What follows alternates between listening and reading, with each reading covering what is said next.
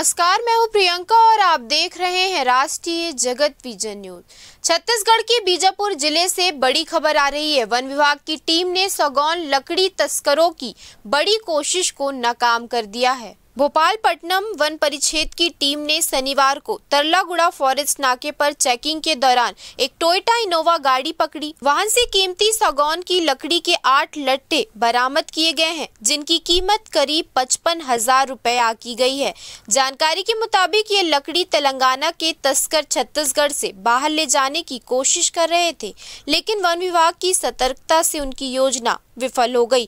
कार्रवाई के दौरान तस्कर गाड़ी छोड़कर फरार हो गए। फिलहाल जब्त की गई लकड़ी और वाहन को भोपालपट्टनम डिपो में सुरक्षित रखा गया है। वहीं फरार तस्करों की तलाश अब तेज कर दी गई है। फिलहाल इस खबर में इतना ही। देश प्रदेश के खबरों से अपडेटेड रहने के लिए हमारे चैनल को सब्सक्राइब करें और नए खबरों की नोटिफिकेशन के लिए बेल आइकॉन जरूर दबाएं। नमस्कार।